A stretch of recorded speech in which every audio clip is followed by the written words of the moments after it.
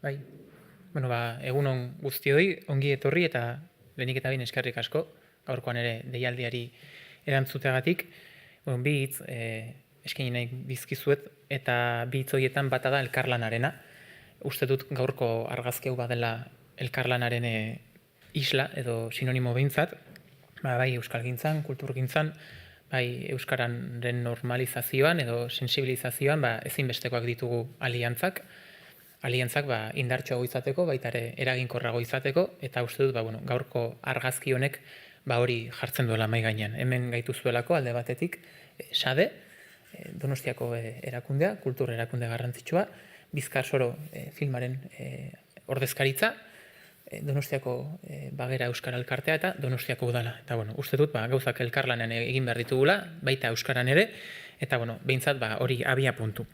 Eta gaurko honetan deitu zaituztegu, besteak beste, Bizkar Soro filma Donostian eskainiko delako, kultura erramienta baliagarria bada, mezuak zabaltzeko, galdera berriak pizteko, gogoetak eragiteko, eta kasu honetan, zinema ikusentzunezkoa izango da, tresna erramienta hori. Eta bi modutan gauzatuko dugu, batetik SADek bere zinemetan eskainiko du Bizkar Soro filma, eta bestalde Donostiako udaleko euskara zerbitzuak antzoki zarra barkatu eskaini du hiriko gazteek filmare ikus dezaten. 1572 ikasle izango dira, antzoki zarretik pasako direnak, baina horren aurretik ere lanketa bat burutuko dute, eduki kurrikular bat egongo dalako, propioa, onoi dagokionean, eta bestalde gero honen ostean, antzoki zarrera joateko aukera izango dute, kasu honetan Bizkar Soro filmaz ikusteko.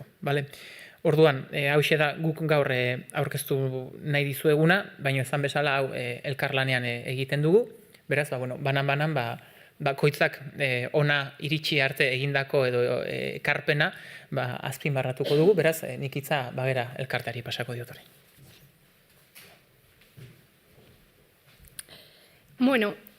Bizkar Sorok euskararen jazarpena eta euskaldunon erresistentzia zein bizigogoa azaleratzen du, filmak ikuslearen kontzientzia astintzeko balio du, non galtzen da hizkuntza bat eta nola iraun dezake bizirik, zer dago hiztunon esku eta nola aurregin legezko gutxiespen, zigor edo debekuei. Kaldera oso ezagunak dira askorentzat, baina zoritxarrez gehiengoak lozorroan ditugu. Horregatik, Bageratikan garrantzitsua iruditzen zaigu film honen zabalkundea egitea, Bizkar Soron gertatzen dena azkenean Donostian eta Donostiarroi maiz gertatu zaigun zerbait izan delako. Beraz, gonbitea botatzen diogu Donostiarrori Bizkar Soro filma zinetara joateko.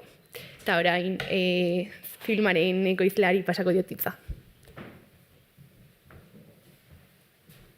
Egunon. Zuk ejan duzun bezala elkarlanean egiten da filmaren edapena, eta hori da guretzat polita dena, justuki film bat bera elkarlanean egiten delako, eta bururaino hola izaitea hainbeste partaiderekin, eta ni naiz gaur filmaren ordezkari, baina gibelean badira dotzenaka pertsona iberi direnak. Bizkar Soro bera ekoizpen aldetik berezia izan den proiektua da, izan dugun lantaldea aski handia izan delako, 5 urtetan egin dugun proiektu hontan. Hemen dugu partaidetarik bat, Joseja Senperena musikaren egilea, eta bigira, baina gure gibelean itzal luzea da. Ni Gaztibeltza filmak ekoiztetxeko ekoizlea naiz, eta gure ondoan izan ditugu beste bi ekoiztetxe, bata Donostiaja, Tentazioa, eta bestea Bilbokoa Adabaki.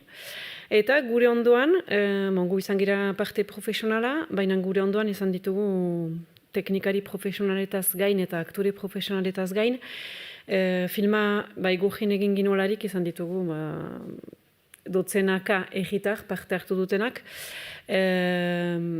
filmaren prozesu osoan, bai antolaketan, ekoizpenean, eta baita ere aktore gisa, aujak eta helduak, pantailan ikusten direnak, asko dira, eta deskubrituko dituzue Donostin ere.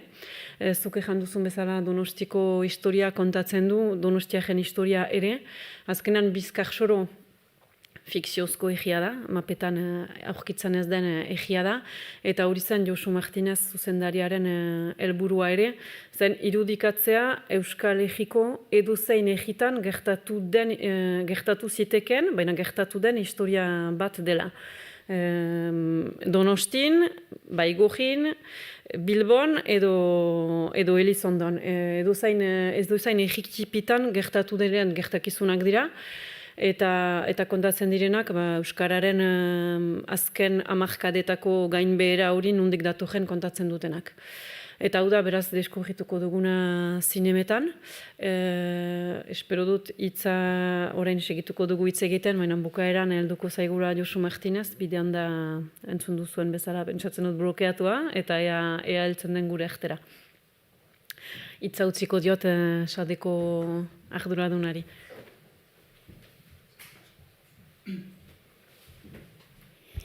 Kaixo, oso labur izango naiz. Azkenean sareko oinarrietako bat da euskal kultura eta euskal filmak zabaltzea da. Eta gudakagun tresna filma zabaltzeko da, gure zinetan proiektatu eta bentzer Donosti eta Gipuzkoar jendeari ikusteko aukera emateko, ez? Saion bat, ordutegi onak, aretoan batean, eta gero, ikusiko dugu arrakastatxua izangoan edo ez, eta horren arabera, denbora gehiago edo gutxigo egongoan, ez? Eta hori, oin dela 2 hilabete edo, Dani eta Xabi Zalduak harremanetan jarri zian gurekin, interes handia zekaterako filma Donostian erakusteko, eta oso erresa izan da beraiekin, batean jarri genuen filmaren estrenaldi eguna, eta hori iritsi da, ostiral honetatik aurrea, Prinzipe zinean proiektatuko dugu, 2 saio izango ditugu egunero, eta jende guztiari animatzen diogu zinetara gerturatzea, eta gustatzen da zaie bintze, beste gomendazio hori egitea, eta lortzen dugun arrakastatxua izatea.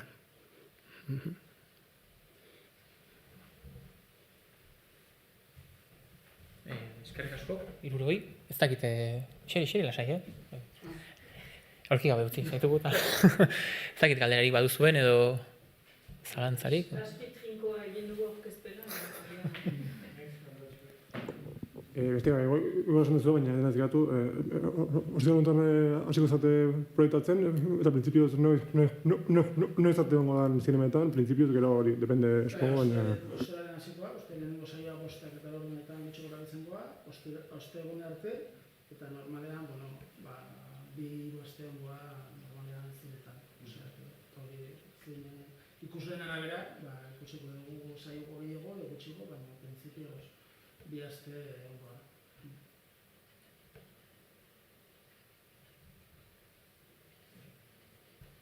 Besterik? Pena ematit, Josu bidean geratu zaigula, baina... Josu bat asko kontatzeko. Baina, Nik egin dut aurkezpen laburtxo bat, iruditzen zait, askotan aipatu dugun gaia dela, baina zuentzat lehen aldea da entzuten dugula, beraz, bai maituzue galderak proiektuari buruz edo egin lasai, eta hemen dira egiteko. Bai. Bueno, besterik ez bada printzipioz, hemen geratuko gara, baina, presa horrekoari bukara emango diogu. Ez dut kontatu orain arte egin dugun ibilbidea, nahi balin batzu aprotxatu, eta bitarten... Barkatu, pixkat improvisatua daudena. Pentsatzen nuen egingo nuela justu sajitza eta Josu hitz egin entzuela gero. Orain heltzen gira zinemetara eta asko eskertzekoa da Xadi eta Euskal Gintzako kideen artean lortu den elkarlan hori eta zinemetara heltzea. Egin dugu ibilbide bat, hasi zena pasaden urteko, Donostian hasi zena ere, pasaden urteko zinemaldian aurkeztu ginuen, egin ginuen munduko estreina, eta ibili gira, jaiten dugu mundukoa ohitura hori delako film bat estreinatzen delarik, baina batez ere proiekzio gehienak Euskal Herrian egin ditugu, egira pixka bat kanpoan ere, baina batez ere hemen delako publikoa, eta guretzat hemen zen filmaren helburua, publiko helburua, egitajentzat egin dugulako. Eta ibili gira, pasaden urtahiretik, urtahiran estreinatu zerako gero proiektzio publikoetan, ibili gira Euskal Herri osoan egizegi, izan ditugu 30.000 ikusle pasa orain arte, eta segitzen du, badira oraindik proiektzioak egizegi ere, eta guretzat, hasieratik ideia zen ere, eta orain lortzen ari gira, beste zinema areto batzuetara heltzea, kultur etxe edo beste aretoetatik aratago ere heltzeko Ego Euskal Herrian, Donostiko zinema sare ontara, importantea dena guretzat.